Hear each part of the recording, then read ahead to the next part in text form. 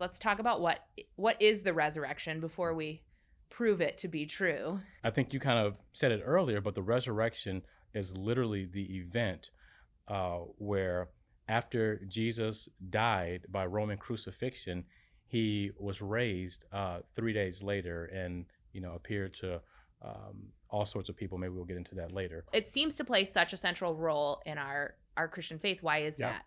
I mean, I would say it plays the central role in our Christian faith. And you see that throughout, especially the New Testament. I mean, Paul makes reference in 1 Corinthians 15. If Christ is not raised, you're still in your sins.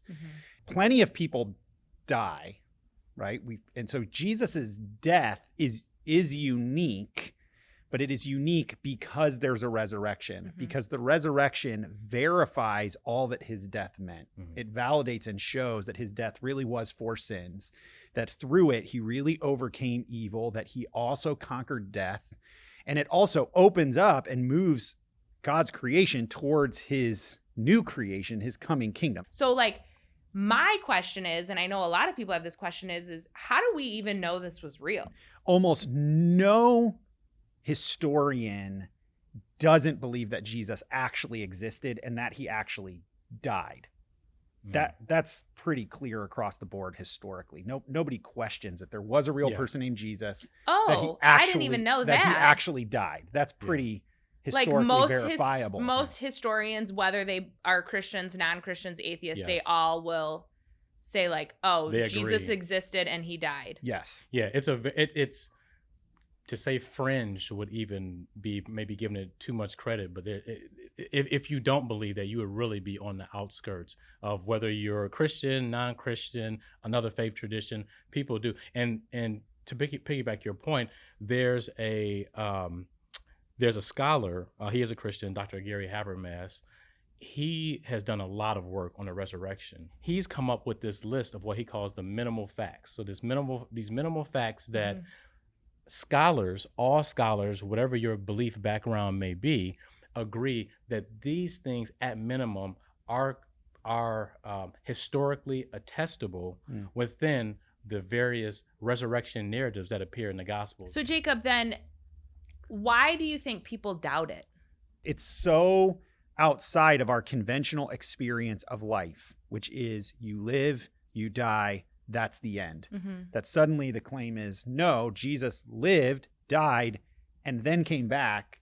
That seems beyond the scope of how we understand reality. And so I think there's a natural challenge that people feel of well, no, that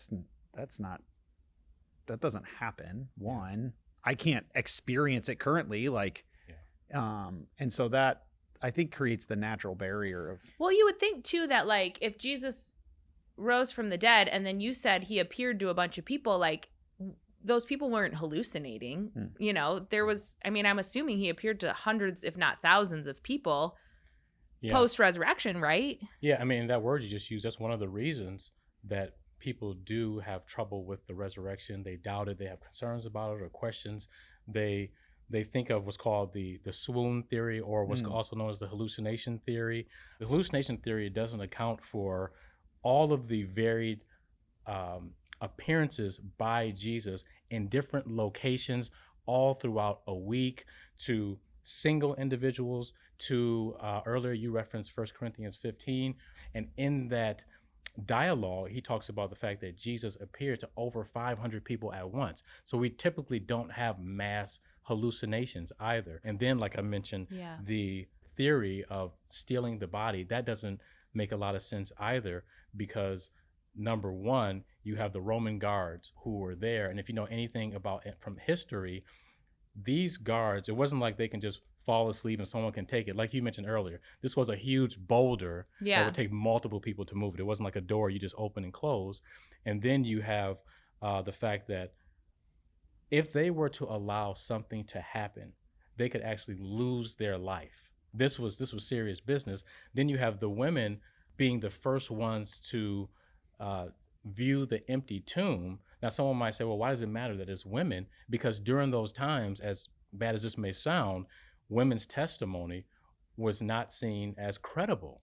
So why would people make up the story that women were the first to have viewed the empty tomb Interesting. if it weren't true. And I think what Brandon just said is important for us to recognize, in the sense that what we are saying is, when you look at the resurrection, you need to look at it as a historical event and claim.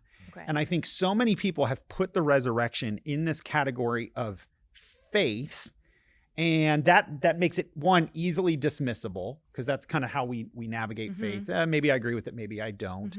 And we don't evaluate it the same way we would evaluate any historical claim.